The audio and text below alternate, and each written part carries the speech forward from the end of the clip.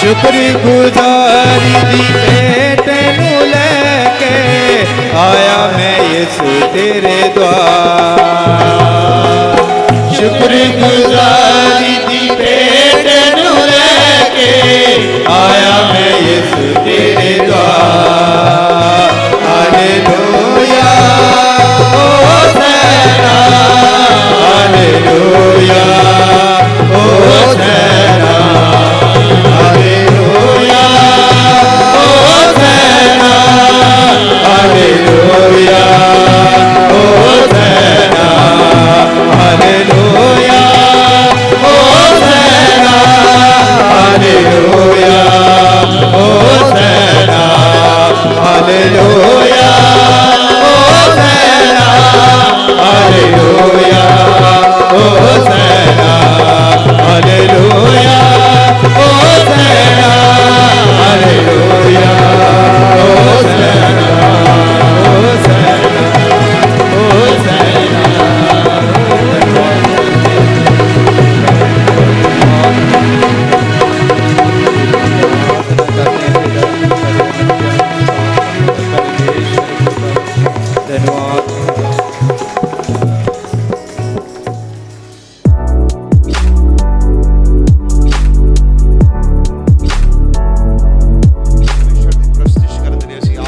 धन्यवाद।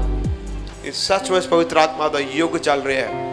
इस युग के खुदा अनेकों लोगों को छू रहा है, अनेकों जीवनों को खुदा बदल रहा है। ये देख के, ये सुन के कि असी इस बेदारी दे हिस्सा हाँ, इसलिए असी प्रभु का धन्यवाद करते हैं। आमीन, हालेलुया। आइए असी आज दे कलाम में पढ़ांगे दूसरा इतिहास 16 अध्याय और उसका 9वां वचन उसे पढ़ांगे।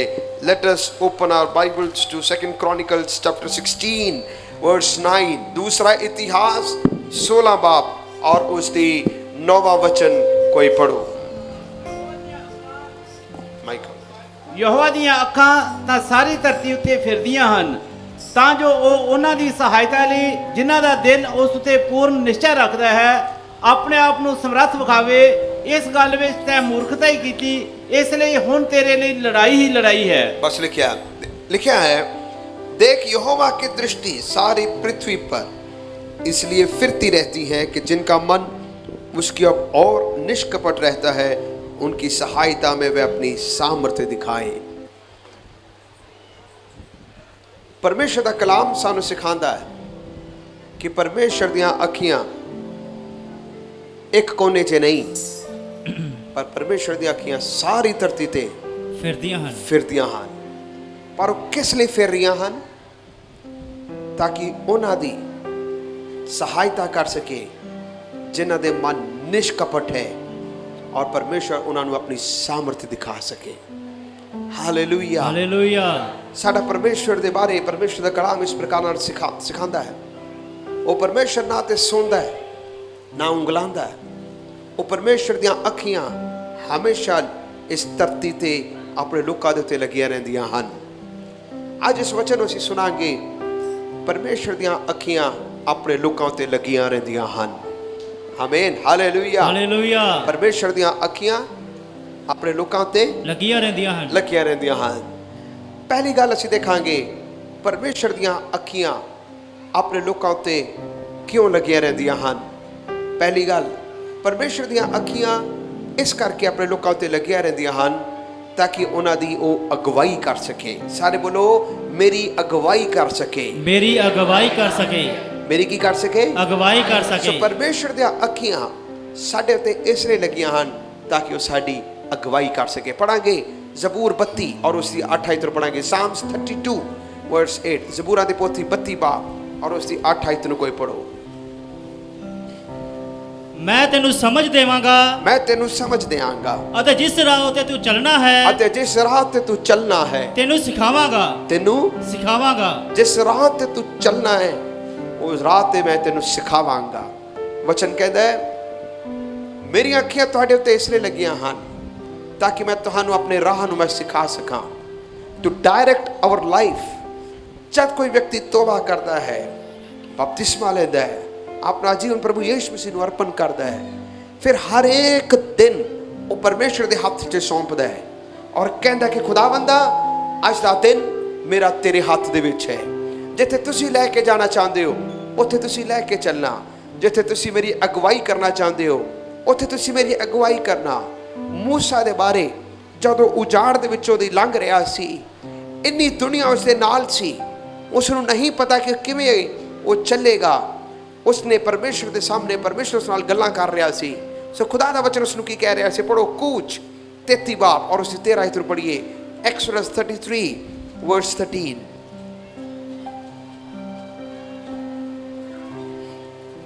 एक्सोडस 33 वर्स 13 कूच 33 दी 13। ਸੋ ਜੇ ਤੇਰੀ ਕਿਰਪਾ ਦੀ ਨਿਗਾਹ ਮੇਰੇ ਉੱਤੇ ਹੈ ਤਾਂ ਮੈਨੂੰ ਆਪਣਾ ਰਾਹ ਦੱਸ ਕਿ ਮੈਂ ਤੈਨੂੰ ਜਾਣਾ ਤਾਂ ਜੋ ਤੇਰੀ ਕਿਰਪਾ ਦੀ ਨਿਗਾਹ ਮੇਰੇ ਉੱਤੇ ਰਹੇ ਅਤੇ ਸਮਝ ਲੈ ਕਿ ਇਹ ਕੌਮ ਤੇਰੀ ਪ੍ਰਜਾ ਹੈ। बस कह रहा है मूसा प्रभु दे अगे प्रार्थना कर रहा है खुदावंदा तो अपनी कृपा दी निगाह मेरे उत्ते दे मैनू मेरे राह समझा। Lord you teach me your ways. इन्ने लोग मेरे नाल हन पर तू मैनू सिखा कि मैं किवें अगे नू चलना है। और परमेश्वर ने उस दे नाल गल्लां करन दे लई उसनू सिखाण दे लई कि मैं तेरी अगवाई करांगा। दिन दे वेले बदल दा खंबा रात दे वेले अग्नि दा खंबा बन के उसकी परमेश्वर ने अगवाई की। सिर्फ उसी दे ही नहीं उसे लोकां दी अगवाई की। जिधर जिधर खंबा अगे नूं जांदा सी ओहदे मगर मगर लोक जांदे सन। जिथे रुक जांदा सी बदल ठहर जांदा सी उथे वो लोग ठहर जांदे सन। इस गल दी चेतावनी सी तुसी मेरे पिछे पिछे हो के चलना मैं तुहानू सही राह ते लैके चलांगा। Hallelujah hallelujah hallelujah hallelujah. जब परमेश्वर साडी अगवाई करेगा तो याद रखना उसकी अगवाई दे नाल नाल खुदा सारे इंतजाम भी साडे नाल साडे लई करेगा। जब खुदा अगवाई कर रहा है तो खुदा साडी भी अगवाई भी खुदा ने सानू घोड़े नहीं बनाया कि असीं तेज दौड़ के गांह नूं चल जाइए। खुदा ने सानू खच्चर नहीं बनाया कि ਅਸੀਂ ਹੌਲੀ ਹੌਲੀ ਚੱਲ ਕੇ ਬਹੁਤੇ ਪਿਛਾਂ ਰਹਿ ਜਾਈਏ, ਪਰ ਖੁਦਾ ਨੇ ਸਾਨੂੰ ਕਿਹਾ ਹੈ ਤੁਸੀਂ ਮੇਰੀਆਂ ਭੇਡਾਂ ਹੋ, ਮੇਰੀ ਭੇਡ ਮੇਰੀ ਆਵਾਜ਼ ਨੂੰ ਪਹਿਚਾਨਦੀਆਂ ਹਨ, ਮੇਰੀਆਂ ਭੇਡਾਂ ਮੇਰੇ ਪਿੱਛੇ ਪਿੱਛੇ ਹੋ ਕੇ ਚੱਲਦੀਆਂ ਹਨ। Hallelujah hallelujah. ਉਹਦੇ ਪਿੱਛੇ ਪਿੱਛੇ ਹੋ ਕੇ ਚੱਲਣ ਦਾ ਅਰਥ ਹੈ ਤੁਸੀਂ ਮੇਰੇ ਅੱਗੇ ਹੋ ਔਰ ਮੈਂ ਤੁਹਾਡੇ ਨਾਲ ਨਾਲ ਤੁਹਾਡੇ ਪਿੱਛੇ ਪਿੱਛੇ ਹੋ ਕੇ ਚੱਲਾਂਗਾ। God will direct our life. ਜਿਸ ਕਿਸੇ ਵੀ ਹਾਲਾਤ ਵਿੱਚ ਤੁਸੀਂ ਚੱਲੋ, ਪਰਮੇਸ਼ਰ ਦੀਆਂ ਅੱਖੀਆਂ ਸਾਡੇ ਉੱਤੇ ਹਨ। ਚਾਹੇ ਚੰਗੇ ਸਮੇਂ ਦੇ ਵਿੱਚ ਜੀ ਰਹੇ ਹੋ, ਚਾਹੇ ਤੁਹਾਨੂੰ ਲੱਗ ਰਿਹਾ ਮਾੜਾ ਸਮਾਂ ਹੈ, ਕੋਈ ਐਸਾ ਨਾ ਕਹੇ ਕਿ ਮੇਰੇ ਲਈ ਮਾੜਾ ਸਮਾਂ ਚੱਲ ਰਿਹਾ ਹੈ। ਇਹ ਯਾਦ ਰੱਖਣਾ, ਪਰਮੇਸ਼ਰ ਕਹਿ ਰਿਹਾ ਹੈ ਮੈਂ ਤੇਰੀ ਅਗਵਾਈ ਕਰ ਰਿਹਾ। ਜਿਸ ਰਾਹ ਤੇ ਤੈਨੂੰ ਚੱਲਣਾ ਹੈ ਉੱਥੇ ਮੈਂ ਤੇਰੀ ਕੀ ਕਰ ਰਿਹਾ? ਅਗਵਾਈ ਕਰ ਰਿਹਾ। ਇੱਕ ਖੁਦਾ ਦਾ ਸੇਵਕ ਉੱਠਿਆ, ਉਸਦਾ ਨਾਮ ਸੀ ਭਗਤ ਸਿੰਘ, ਸਾਡੇ ਪੰਜਾਬ ਦਾ ਹੀ ਸੀ। ਔਰ ਭਗਤ ਸਿੰਘ ਨਾਮਕ ਇੱਕ ਬਹੁਤ ਖੁਦਾ ਦਾ ਵੱਡਾ ਸੇਵਕ ਉੱਠਿਆ, ਜੱਟ ਪਰਿਵਾਰ ਤੋਂ ਖੁਦਾ ਦੇ ਵਿੱਚ ਆਇਆ।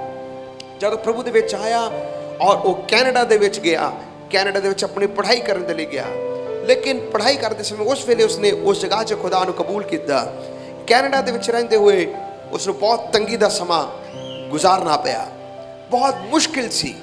ਉਸ ਕੋਲ ਪੈਸੇ ਨਹੀਂ ਸੀ ਔਰ ਇੱਕ ਦਿਨ ਉਸ ਕੋਲ ਇੱਕ ਐਸਾ ਸਮਾਂ ਆਇਆ, ਉਸਦੇ ਬੂਟ ਕੱਸ ਗਏ, ਉਸਦੇ ਬੂਟ ਨੀਚੇ ਉਹਦਾ ਸੋਲ ਜਿਹੜਾ ਸੀ ਫਟ ਗਿਆ। ਔਰ ਕੈਨੇਡਾ ਦੇ ਜਿਸ ਸ਼ਹਿਰ 'ਚ ਉਹ ਰਹਿ ਰਿਹਾ ਸੀ ਉੱਥੇ ਬਰਫ਼ ਬੜੀ ਪੈਂਦੀ ਸੀ, ਬਹੁਤ ਠੰਡਾ ਇਲਾਕਾ ਸੀ। ਸੋ ਇੱਕ ਵਿਸ਼ਵਾਸੀ, ਅੱਛੇ ਵਿਸ਼ਵਾਸੀ ਦਾ ਗੁਣ ਪਤਾ ਕੀ ਹੈ? ਇੱਕ ਅੱਛੇ ਵਿਸ਼ਵਾਸੀ ਦਾ ਗੁਣ ਇਹ ਹੁੰਦਾ ਹੈ ਉਹ ਆਪਣੀ ਲੋੜ ਕਦੀ ਵੀ ਕਿਸੇ ਨੂੰ ਨਹੀਂ ਦੱਸਦਾ। ਆਪਣੀ ਲੋੜ ਕਿਸੇ ਨੂੰ ਨਹੀਂ ਦੱਸਦਾ। ਬੋਲੋ, ਕਿਸੇ ਨੂੰ ਨਹੀਂ ਦੱਸਦਾ। ਇੱਕ ਅੱਛੇ ਵਿਸ਼ਵਾਸੀ ਦੀ ਅੱਛੇ ਵਿਸ਼ਵਾਸੀ ਦਾ ਗੁਣ ਇਹ ਹੈ ਉਹ ਆਪਣੀ ਲੋੜ ਕਦੀ ਵੀ ਕਿਸੇ ਨੂੰ ਨਹੀਂ ਦੱਸੇਗਾ, ਆਪਣੀ ਲੋੜ ਪ੍ਰਭੂ ਨੂੰ ਦੱਸੇਗਾ ਔਰ ਪਰਮੇਸ਼ਰ ਖੁਦ ਕਿਸੇ ਨਾ ਕਿਸੇ ਥਰੂ ਇੰਤਜ਼ਾਮ ਕਰੇਗਾ, ਉਹਦਾ ਇੰਤਜ਼ਾਮ। ਸੋ ਭਗਤ ਸਿੰਘ ਉਸ ਵੇਲੇ ਖੁਦਾ 'ਚ ਆ ਗਿਆ। ਉਸਨੇ ਆਪਣੇ ਬੂਟ ਦੇਖੇ, ਸ਼ੂਜ਼ ਦੇਖੇ, ਉੱਪਰੋਂ ਬਿਲਕੁਲ ਸਹੀ ਹੈ, ਸਿਰਫ ਪਤਾਵਾ ਹੀ ਖਰਾਬ ਹੋਇਆ।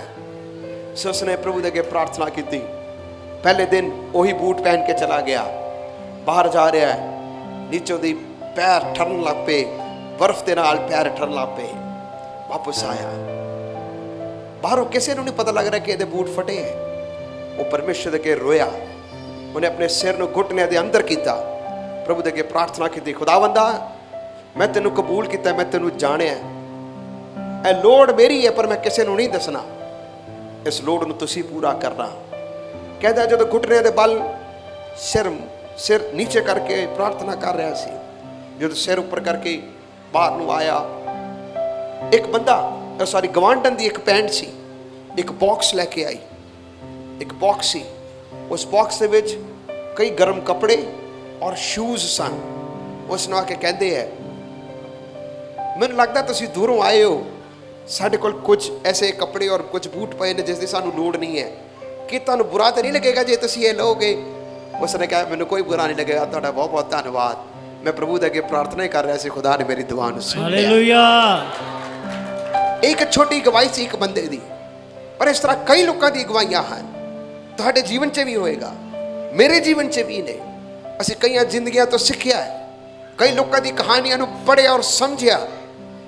ਜੇ ਖੁਦਾ ਨੇ ਤੁਹਾਨੂੰ ਬੁਲਾਇਆ ਹੈ, ਪਰਮੇਸ਼ਰ ਆਪਣੇ ਆਪ ਤੁਹਾਡੇ ਲਈ ਰਸਤਿਆਂ ਨੂੰ ਖੋਲ੍ਹਦਾ ਰਹਿੰਦਾ ਹੈ। ਬਸ ਇੱਕੋ ਹੀ ਕੰਮ ਹੈ, ਉਹ ਮੇਰੇ ਅੱਗੇ ਅੱਗੇ ਚੱਲੇ, ਮੈਂ ਉਸਦੇ ਪਿੱਛੇ ਪਿੱਛੇ ਚੱਲਾਂ। ਸਮੇਂ ਸਿਰ ਵੇਲੇ ਸਿਰ ਖੁਦਾ ਲਾਲ ਸਮੁੰਦਰ ਨੂੰ ਵੀ ਦੋ ਹਿੱਸਿਆਂ 'ਚ ਕਰਦਾ ਹੈ। ਹਾਲੇਲੂਇਆ। ਵੇਲੇ ਸਿਰ ਖੁਦਾ ਸਵਰਗ ਤੋਂ ਮੰਨਾ ਵੀ ਖਿਲਾਉਂਦਾ ਹੈ, ਵੇਲੇ ਸਿਰ ਖੁਦਾ ਪਾਣੀ ਨੂੰ ਵੀ ਕੱਢ ਕੇ ਦਿਖਾਉਂਦਾ ਹੈ। ਪਰ ਇੱਕ ਗੱਲ ਹੈ, ਜਦ ਤੁਸੀਂ ਪਰਮੇਸ਼ਰ ਦੇ ਰਾਹ ਤੇ ਆਏ ਹੋ, ਉਸ ਦੀਆਂ ਅੱਖੀਆਂ ਤੁਹਾਡੇ ਉੱਤੇ ਲੱਗੀਆਂ ਹੋਈਆਂ ਹਨ। ਹਾਲੇਲੂਇਆ। ਹਾਲੇਲੂਇਆ। ਕਿ ਤੁਹਾਡੇ ਮਾਰਗ ਦੇ ਵਿੱਚ ਉਹ ਤੁਹਾਡੀ ਅਗਵਾਈ ਕਰ ਸਕੇ। ਪੜੋ ਨੀਤੀ ਵਚਨ 3 ਬਾਬ ਉਹਦੀ 5 ਔਰ 6 ਆਇਤ ਨੂੰ ਪੜ੍ਹੀਏ। ਨੀਤੀ ਵਚਨ ਕਹੋ ਤਾਂ 3 ਬਾਬ ਉਸੇ 5 ਔਰ 6 ਆਇਤ ਨੂੰ ਪੜੋ। ਆਪਣੇ ਪੂਰੇ ਦਿਲ ਨਾਲ ਯਹੋਵਾ ਉੱਤੇ ਭਰੋਸਾ ਰੱਖ ਅਤੇ ਆਪਣੀ ਸਮਝ ਉੱਤੇ ਇਤਬਾਰ ਨਾ ਕਰ। ਆਪਣੇ ਸਾਰੇ ਰਾਹਾਂ ਵਿੱਚ ਉਹਨੂੰ ਪਛਾਣ ਅਤੇ ਉਹ ਤੇਰੇ ਮਾਰਗਾਂ ਨੂੰ ਸਿੱਧਾ ਕਰੇਗਾ। ਆइए इस आयत ਨੂੰ ਦੋ ਆਇਤਾਂ ਨੂੰ ਸਾਰੇ ਪਿੱਛੇ ਪਿੱਛੇ ਬੋਲਾਂਗੇ ਔਰ ਉੱਚੀ ਆਵਾਜ਼ ਨਾਲ ਬੋਲਣਾ। ਪੜੋ। ਦੁਨੀਆ हाँ जी पढ़ो, 3 बाब 5 और 6 आए। ਆਪਣੇ ਪੂਰੇ ਦਿਲ ਨਾਲ ਆਪਣੇ ਪੂਰੇ ਦਿਲ ਨਾਲ ਯਹੋਵਾ ਉੱਤੇ ਭਰੋਸਾ ਰੱਖ ਯਹੋਵਾ ਉੱਤੇ ਭਰੋਸਾ ਰੱਖ ਅਤੇ ਆਪਣੀ ਸਮਝ ਉਤੇ ਅਤੇ ਆਪਣੀ ਹੀ ਸਮਝ ਉਤੇ ਇਤਬਾਰ ਨਾ ਕਰ ਇਤਬਾਰ ਨਾ ਕਰ ਆਪਣੇ ਸਾਰੇ ਰਾਹਾਂ ਵਿੱਚ ਆਪਣੇ ਸਾਰੇ ਰਾਹਾਂ ਵਿੱਚ ਉਹਨੂੰ ਪਛਾਣ ਉਹਨੂੰ ਪਛਾਣ ਅਤੇ ਉਹ ਤੇਰੇ ਮਾਰਗਾਂ ਨੂੰ ਅਤੇ ਉਹ ਤੇਰੇ ਮਾਰਗਾਂ ਨੂੰ ਸਿੱਧਾ ਕਰੇਗਾ ਸਿੱਧਾ ਕਰੇਗਾ। ਆਮੀਨ ਹਾਲੇਲੂਇਆ। ਆਪਣੇ ਸਾਰੇ ਰਾਹਾਂ ਵਿੱਚ ਉਸ ਨੂੰ ਪਹਿਚਾਨਣਾ, ਆਪਣੀ ਸਮਝਦਾ ਇਤਬਾਰ ਨਾ ਕਰ। ਜਦ ਤੁਸੀਂ ਆਪਣੀ ਸਮਝ ਦਾ ਸਹਾਰਾ ਲਓਗੇ, ਇਤਬਾਰ ਕਰੋਗੇ, ਤੁਸੀਂ ਫੇਲ ਹੋ ਜਾਓਗੇ, ਤੁਸੀਂ ਫੇਲ ਹੋ ਜਾਓਗੇ। ਪਰ ਹਰ ਹਾਲਤ ਜਦ ਤੁਸੀਂ ਕਹੋ ਖੁਦਾਵੰਦਾ ਇਹ ਮੇਰਾ ਰਸਤਾ, ਪਰ ਮੈਂ ਇਸ ਰਸਤੇ ਨੂੰ ਤੇਰੇ ਹੱਥਾਂ 'ਚ ਸੌਂਪ ਰਿਹਾ, ਤੁਸੀਂ ਮੇਰੇ ਲਈ ਰਸਤੇ ਨੂੰ ਖੋਲਣਾ। ਖੁਦਾ ਅਜੀਬ ਰਸਤਿਆਂ ਨੂੰ ਕੀ ਕਰੇਗਾ? ਖੋਲੇਗਾ। ਇਸੇ ਪ੍ਰਕਾਰ ਦੇ ਨਾਲ ਅਸੀਂ ਬਾਈਬਲ ਦੇ ਵਿੱਚ ਕਹਾਣੀ ਨੂੰ ਪੜ੍ਹਦੇ ਹਾਂ ਯਹੋਸ਼ਾਫਾਤ ਦੇ ਬਾਰੇ। ਦੂਸਰਾ ਇਤਿਹਾਸ 20 ਬਾਬ ਦੇ ਵਿੱਚ ਇਸ ਪ੍ਰਕਾਰ ਨਾਲ ਲਿਖਿਆ, एदोम ਦੇ ਵਾਸੀ ਔਰ ਮੁਆਬੀ ਰਾਜਾ ਯਹੋਸ਼ਾਫਾਤ ਦੇ ਸਾਹਮਣੇ ਲੜਨ ਦੇ ਲਈ ਆਏ। ਜਦੋਂ एदोमी ਔਰ ਮੁਆਬੀ ਯਹੋਸ਼ਾਫਾਤ ਨਾਲ ਲੜਨ ਦੇ ਲਈ ਆਏ, ਉਸ ਨੂੰ ਸੂਚਨਾ ਮਿਲ ਗਈ, ਪਰਮੇਸ਼ਰ ਦੇ ਪਿੱਛੇ ਚੱਲਣ ਵਾਲਾ ਯਹੋਸ਼ਾਫਾਤ ਨੂੰ ਸੂਚਨਾ ਮਿਲੀ, ਦੁਸ਼ਮਣ ਮੈਨੂੰ ਲੜਨ ਦੇ ਲਈ ਆ ਗਏ ਨੇ, ਮੈਨੂੰ ਘੇਰਨ ਦੇ ਲਈ ਆ ਗਏ ਨੇ। वचन से लिखा वो परमेश्वर के हैकल से गया, उसने खुदा को पुकारा और उसने कहा खुदा बंदा दुश्मन ते मेरे सामने बहुत नहीं, मैंने कुछ सोचता नहीं, मैंने कुछ बुझदा भी नहीं पिया, पर मेरी अखियां तेरे वल लगियां हुई ने, मेरी अखियां तेरे वल लगे। सारे बोलो मेरी अखियां तेरे वल लगियां हुई हैं, तेरी वल लगियां हुई हैं। यहोशाफात कहता रब्बा मैंने कुछ सोचदा नहीं पिया, मैंने कुछ भी पुछदा नहीं पिया, पर मेरी अखियां तेरे वल लगियां हुई हैं। कई जिंदगी के हालात ऐसे ही है, कुछ समझ नहीं आ रहा, कुछ नहीं सोचदा, कुछ भी नहीं पुछदा, पर साडियां अखियां तेरी वल लगियां। जब कोई व्यक्ति एक कह दिंदा है परमेश्वर मैंने कुछ सोचदा नहीं, मैंने कुछ पुछदा नहीं, मैंने पता है सज्जे पासों भी मार बजनी है, खब्बे पासों भी मार बजनी है, पर रब्बा ऐसे लोग मेरे चारों तरफ ने, मेरी अखियां तेरे वल लगियां हुई ने। सो खुदा दा दास उस जगह दे विच सी, एक नबूवत करने वाला, उसने क्या लड़न दे लई जामना, उन्हां दा सामना करना, उन्हां दा सामना करने दे लई तू कल जरूर जाना।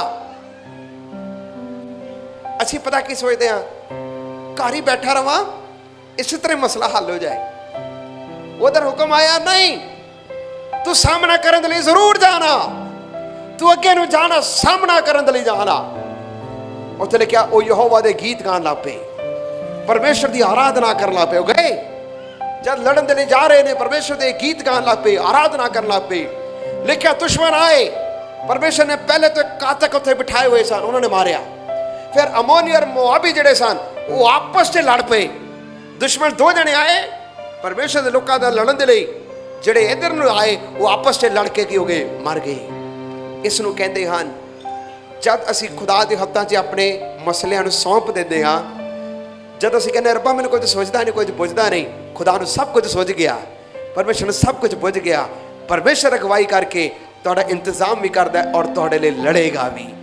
Hallelujah hallelujah hallelujah hallelujah. दूसरा असी देखांगे परमेश्वर दी अखियां इस धरती ते क्यों लगियां हुई हन। पढ़ो, असी पढ़ांगे अयूब दी किताब 34 बाब और उसकी 21 आयत पढ़ांगे। The book of Job chapter 34 verse 21। अयूब 34 ਦੀ 21 ਆਇਤ ਨੂੰ ਪੜ੍ਹੀਏ। ਕਿਉਂ ਜੋ ਉਸ ਦੀਆਂ ਅੱਖਾਂ ਮਨੁੱਖਾਂ ਦੇ ਮਾਰਗਾਂ ਉੱਤੇ ਹਨ, ਹਾਂਜੀ, ਉਹ ਉਸ ਦੇ ਸਾਰੇ ਕਦਮਾਂ ਨੂੰ ਵੇਖਦਾ ਹੈ, ਉਸ ਦੇ ਸਾਰੇ ਕਦਮਾਂ ਨੂੰ ਵੇਖਦਾ ਹੈ। ਹਾਂਜੀ ਪੜੋ, ਲਿਖਿਆ ਮਨੁ ਪਰਮੇਸ਼ਰ ਦੀਆਂ ਅੱਖਾਂ ਮਨੁੱਖਾਂ ਦੇ ਮਾਰਗਾਂ ਉੱਤੇ ਹਨ, ਮਾਰਗਾਂ ਉੱਤੇ ਹਨ, ਉਹ ਉਸ ਦੇ ਸਾਰੇ ਕਦਮਾਂ ਨੂੰ ਵੇਖਦਾ ਹੈ। ਸਾਰੇ ਬੋਲੋ ਉਹ ਮੇਰੇ ਸਾਰੇ ਕਦਮਾਂ ਨੂੰ ਵੇਖਦਾ ਹੈ। ਉਹ ਇਹਦੇ ਸਾਰੇ ਕਦਮਾਂ ਨੂੰ ਵੇਖਦਾ ਹੈ। ਕਿਹੜੇ ਕਦਮਾਂ ਨੂੰ? ਸਾਰੇ ਕਦਮਾਂ ਨੂੰ। ਕਿਹੜੇ ਕਦਮਾਂ ਨੂੰ? ਸਾਰੇ ਕਦਮਾਂ ਨੂੰ। ਇੱਕ ਕਦਮ ਨਹੀਂ, ਸਾਰੇ ਕਦਮਾਂ ਨੂੰ परमेश्वर देख रहा है। नहमिया 3 ਦੀ 1 ਤੋਂ ਲੈ ਕੇ 3 ਆਇਤ ਵਿੱਚ ਲਿਖਿਆ, ਇੱਕ ਫਾਟਕ ਬਣਾਇਆ ਗਿਆ, ਉਸ ਦਾ ਫਾਟਕ ਦਾ ਨਾਮ ਸੀ ਦ ਗੇਟ ਆਫ ਇਨਸਪੈਕਸ਼ਨ, ਜਾਂਚ ਕਰਨ ਵਾਲਾ ਇੱਕ ਗੇਟ। ਇਬਰਾਨੀ ਭਾਸ਼ਾ 'ਚ ਲਿਖਿਆ ਮਿਫਕਾਤ। ਮਿਫਕਾਤ ਦਾ ਅਰਥ ਹੈ ਜਾਂਚਣ ਵਾਲਾ ਗੇਟ। ਇਸ ਦਾ ਕੀ ਅਰਥ ਸੀ? ਪਰਮੇਸ਼ਰ ਕੀ ਸਾਨੂੰ ਵੇਖਦਾ, ਸਾਨੂੰ ਕੀ ਖੁਦਾ ਜਾਂਚਦਾ ਹੈ। ਇਹ ਸੱਚ ਹੈ, खुदा सानू जांचदा है। वचन से लिखिया तू मैनू जांच और परख, खुदा सानू परखदा भी है, खुदा सानू जांचदा भी है। परमेश्वर प्यार करने वाला भी परमेश्वर है, पर परमेश्वर न्याय करने वाला भी की है, परमेश्वर है। दाऊद राजा ने राजा दी किताब और इतिहास की किताब दे विच एक कहानी लिखिया। दाऊद राजा ने एक बार अपनी कौम की गिनती करने की कोशिश की, गिनती की भी। उसने जेड़ा सेनापति सी योआब, उसने कहा खुदा तेन ज्यादा देवे पर यह गलती ना कर, पर कहता कि नहीं गिनती करो। उसने गिनती की, इजरायली दे फौजी और यहूदा कौम दे फौजी दोवां दी गिनती की।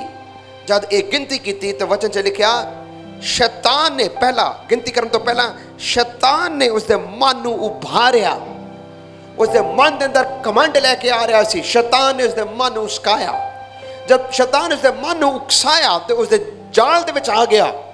वो गिनती करना चाहता सी ताकि देखना चाहता सी मेरे को कितना कुछ है, अपने बल नूं अपनी शक्ति नूं देखना चाहता सी। वचन च लिखा उसनों कोई रोकने वाले भी लोग सन। उसने कहा कि ना कर राजा, एक काम तू ना कर, पर हटिया नहीं, कहना नहीं करो। जब उसने एक गलती की थी तब वचन दे विच लिखिया परमेश्वर उसके सामने प्रकट होया और उसने 3 प्रकार की सजा के बारे ऑप्शन दिता। उसने कहा 3 साल का अकाल पेगा, दूसरा या 3 महीना तो दुश्मना के हाथों च पेगा, या तीसरा 3 दिन मरी पेगी।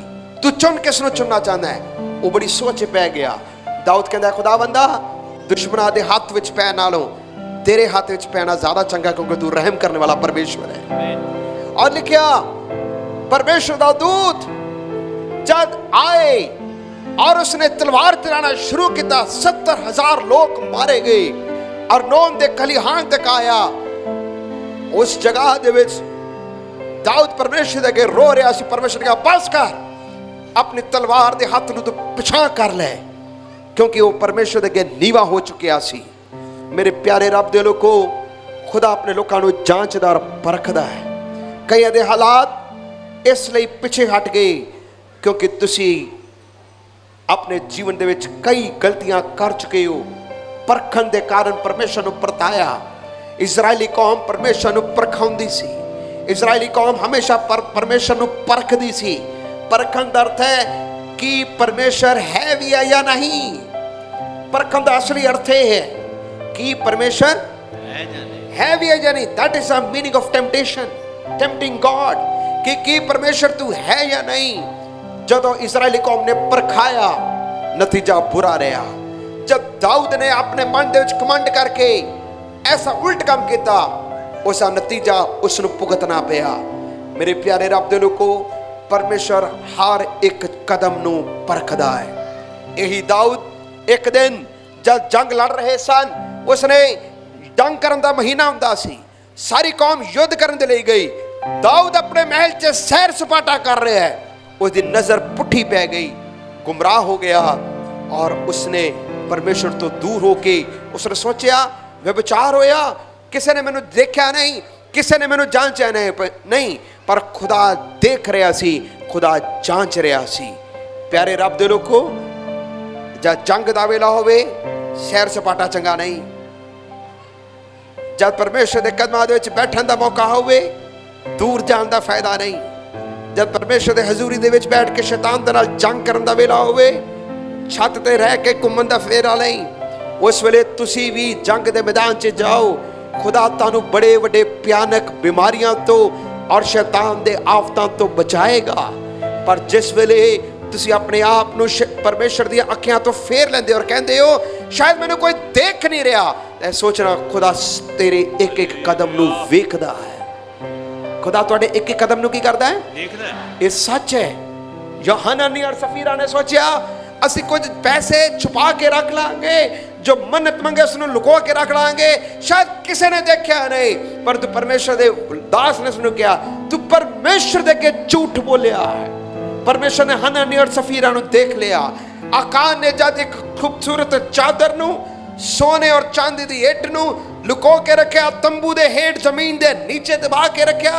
उसने सोचा कोई मैनू वेख नहीं रहा, पर परमेश्वर दी अखियां तंबू दे नीचे जमीन दे नीचे भी लगी हुई सी।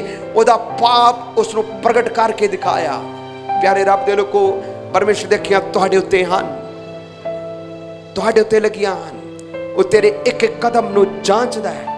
ਤੁਸੀਂ ਉਸ ਤੋਂ ਜ਼ਿਆਦਾ ਦੇਰ ਛਿਪ ਨਹੀਂ ਸਕਦੇ, ਤੁਸੀਂ ਉਸ ਤੋਂ ਜ਼ਿਆਦਾ ਦੇਰ ਲੁਕੋ ਨਹੀਂ ਸਕਦੇ। ਜੋ ਕੋਈ ਕਹਿੰਦਾ ਕਿ ਮੈਂ ਰੱਬ ਦਾ ਡਰ ਰੱਖਦਾ ਔਰ ਪਰਮੇਸ਼ਰ ਦਾ ਡਰ ਰੱਖ ਕੇ ਮੈਂ ਪਰਮੇਸ਼ਰ ਦੇ ਅੱਗੇ ਬਹੁਤ ਹਲੀਮ ਹਾਂ, ਲੇਕਿਨ ਮਨੁੱਖਾਂ ਦੇ ਸਾਹਮਣੇ ਉਲਟ ਚੱਲ ਰਿਹਾ ਹੈ, ਸਭ ਤੋਂ ਵੱਡਾ ਪਖੰਡੀ ਹੈ।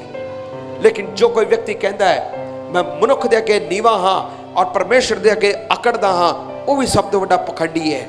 ਲੇਕਿਨ ਜੋ ਖੁਦਾ ਦੇ ਅੱਗੇ ਝੁਕਦਾ ਹੈ, ਉਹ ਮਨੁੱਖ ਦੇ ਅੱਗੇ ਵੀ ਆਪਣੇ ਜੀਵਨ ਨੂੰ ਬਦਲੇਗਾ। ਉਹ ਸੱਚਾਈ ਦਾ ਜੀਵਨ ਹੈ, ਉਹ ਸੱਚਾਈ ਦਾ ਜੀਵਨ ਹੈ। ਤੁਸੀਂ ਸੋਚੋ, ਮੈਂ ਦੋਗਲਾ ਜੀਵਨ ਜੀ ਕੇ ਰਹਿ ਸਕਦਾ? ਨਹੀਂ ਚੱਲ ਸਕਦੇ। ਦੋਗਲਾ ਜੀਵਨ ਜ਼ਿਆਦਾ ਦੇਰ ਤੱਕ ਨਹੀਂ ਜੀ ਸਕਦੇ। ਲਿਖਿਆ ਦੋ ਚਿੱਤਾ ਮਨੁੱਖ ਸਭ ਗੱਲਾਂ ਦੇ ਵਿੱਚ ਚੰਚਲ ਹੈ। ਦੋ ਚਿੱਤਾ ਮਨੁੱਖ ਸਭ ਗੱਲਾਂ ਦੇ ਵਿੱਚ ਕੀ ਹੈ? ਚੰਚਲ ਹੈ। ਪਰਮੇਸ਼ਰ ਵੇਖਦਾ ਹੈ, ਪਰਮੇਸ਼ਰ ਜਾਂਚਦਾ ਹੈ। ਹਾਲੇਲੂਇਆ। ਇਸ ਲਈ ਜ਼ਬੂਰ 139 ਦੇ ਵਿੱਚ ਲਿਖਿਆ, ਐ ਖੁਦਾਵੰਦਾ ਤੇਰੇ ਤੋਂ ਮੈਂ ਛਿਪ ਕੇ ਕਿੱਥੇ ਜਾਵਾਂ? ਆਕਾਸ਼ ਤੇ ਚੜਾ ਤੂੰ ਉੱਥੇ ਹੈ, ਪਤਾਲ ਦੇ ਵਿੱਚ ਮੈਂ ਮੰਜਾ ਵਿਛਾਵਾਂ ਤੂੰ ਉੱਥੇ ਹੈ। ਐ ਖੁਦਾਵੰਦਾ ਤੇਰੇ ਤੋਂ ਭੱਜ ਕੇ ਮੈਂ ਕਿੱਧਰ ਨੂੰ ਜਾਵਾਂ? ਪਿਆਰੇ ਰੱਬ ਦੇ ਲੋਕੋ, ਤੁਸੀਂ ਛਿਪ ਛਿਪ ਕੇ ਗੁਨਾਹ ਕਰਦੇ ਹੋ, ਛਿਪ ਛਿਪ ਕੇ ਗੁਨਾਹ ਕਰਦੇ ਹੋ। ਸ਼ਾਇਦ ਸੋਚਦੇ ਹੋ ਮੈਨੂੰ ਕਿਸੇ ਨੇ ਦੇਖਿਆ ਨਹੀਂ। ਹੋ ਸਕਦਾ ਤੁਹਾਨੂੰ ਇੱਕ ਚੈਨੀ ਖੈਨੀ ਖਾਣ ਦੀ ਆਦਤ ਹੈ। ਚਰਚ 'ਚ ਆਉਂਦੇ ਹੋ, ਹੌਲੀ ਜੀ ਬਾਹਰ ਜਾ ਕੇ ਕਿਸੇ ਨੂੰ ਨਹੀਂ ਪਤਾ, ਖਾ ਪੀ ਕੇ ਤੁਸੀਂ ਪਰਾਂ ਹੋੜ ਜਾਂਦੇ ਹੋ। ਮੈਂ ਤੁਹਾਨੂੰ ਕਹਾਂ, ਜ਼ਿਆਦਾ ਦੇਰ ਤੱਕ ਛਿਪਿਆ ਨਹੀਂ ਰਹਿ ਸਕਦਾ, ਜ਼ਿਆਦਾ ਦੇਰ ਤੱਕ ਛਿਪਿਆ ਨਹੀਂ ਰਹਿ ਸਕਦਾ।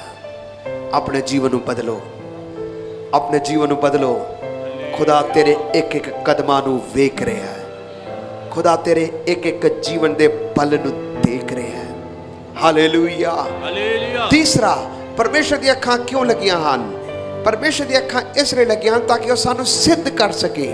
ਸਾਰੇ ਬੋਲਾਂਗੇ, ਪਰਮੇਸ਼ਰ ਦੀਆਂ ਅੱਖਾਂ, ਪਰਮੇਸ਼ਰ ਦੀਆਂ ਅੱਖਾਂ ਇਸ ਲਈ ਮੇਰੇ ਉੱਤੇ ਲੱਗੀਆਂ ਹਨ, ਇਸ ਲਈ ਮੇਰੇ ਉੱਤੇ ਲੱਗੀਆਂ ਹਨ, ਤਾਂ ਕਿ ਮੈਨੂੰ ਸਿੱਧ ਕਰ ਸਕੇ, ਤਾਂ ਕਿ ਮੈਨੂੰ ਸਿੱਧ ਕਰ ਸਕੇ, ਤਾਂ ਕਿ ਮੈਨੂੰ ਕੀ ਕਰ ਸਕੇ? ਸਿੱਧ ਕਰ ਸਕੇ। ਪੜਾਂਗੇ ਪਹਿਲਾ ਯਹੂਨਾ 3 ਬਾਬ 1 ਤੋਂ ਲੈ ਕੇ 3 ਆਇਤ ਤੱਕ ਪੜਾਂਗੇ। 1 ਜੌਨ ਚੈਪਟਰ 3 ਵਰਸ 1 to 3। ਪਹਿਲਾ ਯਹੂਨਾ 3 ਬਾਬ 1 ਤੋਂ ਲੈ ਕੇ 3 ਆਇਤ ਤੱਕ ਪੜਾਂਗੇ। ਵੇਖੋ ਪਿਤਾ ਨੇ ਸਾਡੇ ਨਾਲ ਕਿਹੋ ਜਿਹਾ ਪ੍ਰੇਮ ਕੀਤਾ, ਜੋ ਅਸੀਂ ਪਰਮੇਸ਼ਰ ਦੇ ਬਾਲਕ ਸਦਾਈਏ। ਹਾਂ, ਅਤੇ ਇਹੋ ਅਸੀਂ ਹਾਂ ਵੀ। ਹਾਂਜੀ। ਇਸ ਕਰਕੇ ਸੰਸਾਰ ਸਾਨੂੰ ਨਹੀਂ ਜਾਣਦਾ, ਕਿਉਂ ਜੋ ਉਸਨੇ ਉਹਨੂੰ ਨਹੀਂ ਜਾਣਿਆ। ਹਾਂਜੀ। हे ਪਿਆਰਿਓ, ਅਸੀਂ ਹੁਣ ਪਰਮੇਸ਼ਰ ਦੇ ਬਾਲਕ ਹਾਂ ਅਤੇ ਅਜੇ ਪ੍ਰਗਟ ਨਹੀਂ ਹੋਇਆ ਵੀ ਅਸੀਂ ਕੀ ਕੁਝ ਹੋਵਾਂਗੇ। ਹਾਂ।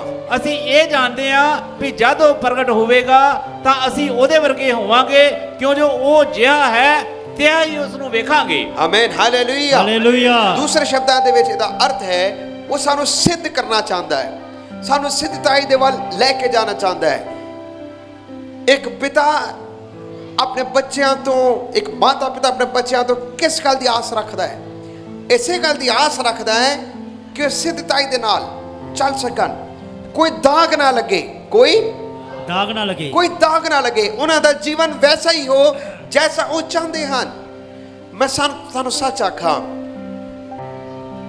ਇਸ ਯੂਥ ਕੈਂਪ ਦੇ ਦੌਰਾਨ ਮੈਨੂੰ ਆਪਣਾ ਬਚਪਨ ਯਾਦ ਆ ਰਿਹਾ ਸੀ। 9 ਸਾਲ ਦੀ ਉਮਰ ਦੇ ਵਿੱਚ ਇੱਕ ਦਿਨ ਜਦ ਮੈਂ ਆਪਣੇ ਬੈੱਡ ਤੇ ਸੀ, ਪ੍ਰਭੂ ਦੇ ਅੱਗੇ ਘੁਟਨਿਆਂ ਦੇ ਬਲ ਬੈਠ ਕੇ ਪ੍ਰਾਰਥਨਾ ਕਰ ਰਿਹਾ ਸੀ, ਉਸ ਵੇਲੇ ਖੁਦਾ ਦੀ ਆਤਮਾ ਨੇ ਮੈਨੂੰ ਛੂਇਆ ਔਰ ਪਵਿੱਤਰ ਆਤਮਾ ਦਾ ਮਸਾ ਸਪਰਸ਼ ਨਾਲ ਜ਼ੋਰਦੀ ਸੀ ਕਿ ਪਵਿੱਤਰ ਆਤਮਾ ਦੇ ਵਿੱਚ ਭਰ ਕੇ ਅਨਿ ਭਾਸ਼ਾ ਦੇ ਵਿੱਚ ਬੋਲਣਾ ਸ਼ੁਰੂ ਕਰਤਾ।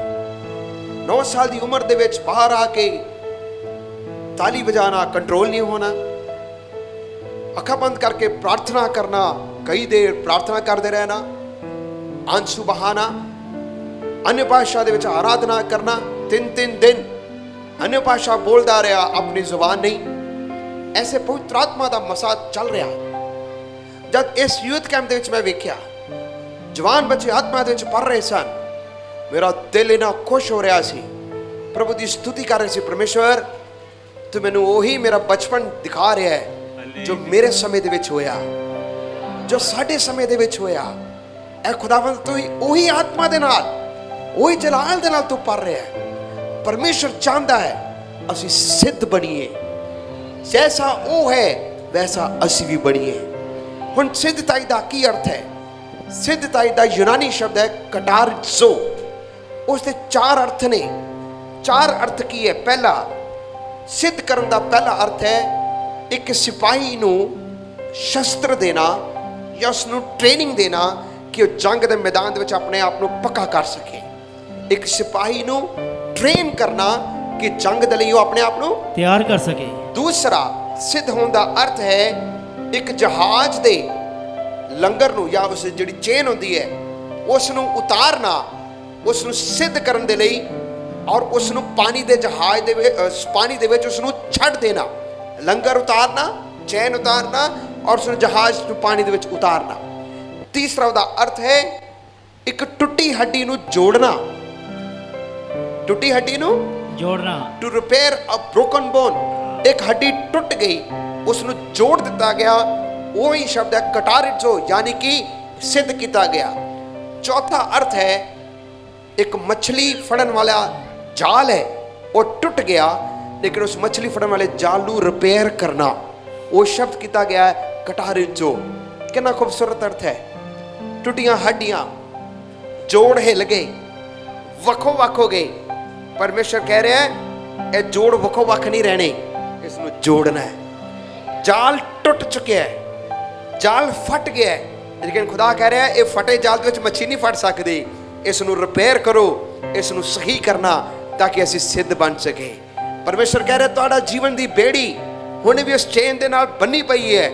ਹੁਣ ਸਮਾਂ ਆ ਗਿਆ, ਚੇਨ ਨੂੰ ਲੂਜ਼ ਕਰੋ, ਉਸ ਲੰਗਰ ਨੂੰ ਲੂਜ਼ ਕਰੋ। ਤੁਸੀਂ ਤਿਆਰ ਹੋ, ਉਸ ਪਾਣੀ ਦੇ ਵਿੱਚ ਜਹਾਜ਼ ਨੂੰ ਤੈਰਨ ਦੇ ਲਈ ਤੁਸੀਂ ਤਿਆਰ ਹੋ। ਚੌਥਾ, ਤੁਸੀਂ ਟ੍ਰੇਨ ਕੀਤੇ ਗਏ ਹੋ।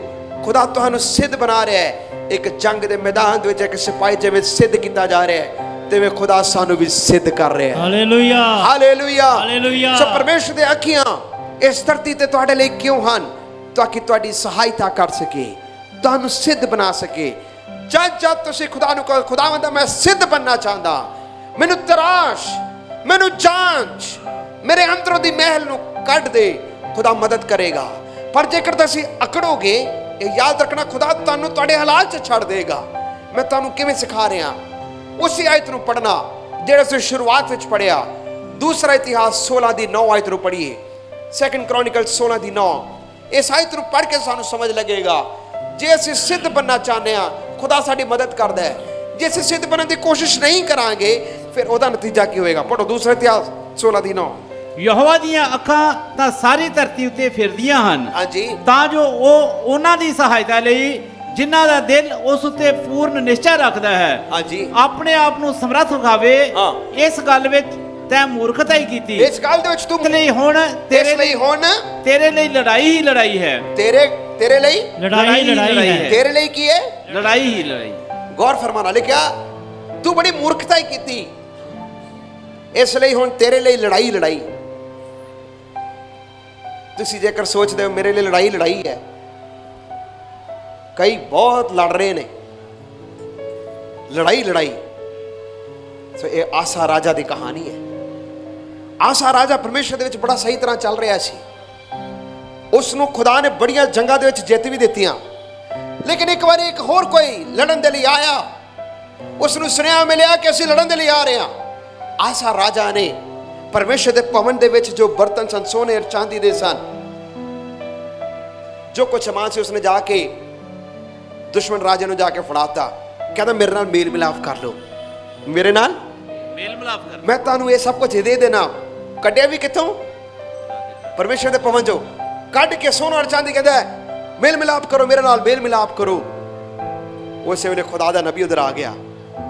ਪਰਮੇਸ਼ਰ ਦੇ ਦਾਸ ਨੇ ਕਿਹਾ ਪਰਮੇਸ਼ਰ ਦੀਆਂ ਅੱਖੀਆਂ ਇਸ ਧਰਤੀ ਤੇ ਚਾਰੋਂ ਤਰਫ ਇਸ ਲਈ ਘੁੰਮਦੀਆਂ ਫਿਰਦੀਆਂ ਹਨ ਤਾਂ ਕਿ ਉਹਨਾਂ ਦੀ ਸਹਾਇਤਾ ਕਰ ਸਕੇ ਜਿਨ੍ਹਾਂ ਦੇ ਦਿਲ ਨਿਸ਼ਕਪਟ ਹਨ।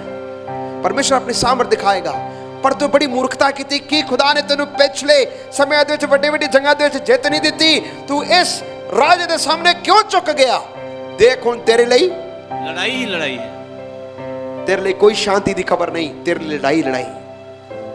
ਸੁਣੋ ਮੇਰੇ ਪਿਆਰੇ ਰੱਬ ਦੇ ਲੋਕੋ, ਜੇ ਤੁਸੀਂ ਖੁਦਾ ਦੀ ਆਵਾਜ਼ ਨੂੰ ਸੁਣ ਕੇ ਆਪਣੇ ਇਤਿਹਾਸ ਨੂੰ ਯਾਦ ਕਰਕੇ ਵਿਸ਼ਵਾਸ ਵਿੱਚ ਦ੍ਰਿੜ ਹੁੰਦੇ ਹੋ और बारंबार अपने समय पिछले समय याद करके कहना, इतिहास से गवाही देना, अपने जीवन दी गवाहियां खुद याद करना और कहना पिछले समय दे खुदा ने मेरे नाल ਇਹ ਕੰਮ ਕੀਤਾ, ਹੁਣ ਕਿਹੜਾ ਸਮਾਂ ਆ ਗਿਆ, ਕੋਈ ਗੱਲ ਨਹੀਂ, ਇਸ ਵਿੱਚ ਵੀ खुदा ਮੈਨੂੰ ਫਤਿਹ ਦੇਗਾ। जब तुसी अपनी खुद दी गवाहियां याद नहीं करोगे और आने वाले हुण दी लड़ाई तो तुसी हार जाओगे और तुसी सामना करने दे बजाय समझी करने की कोशिश करोगे, परमेश्वर तो दूर हटोगे, तो लिखना लड़ाइयां ही लड़ाइयां होणगियां, लड़ाइयां ही लड़ाइयां होणगियां। मेरे प्यारे खुदा दे लोगों, तुसी सिद्ध बनना है।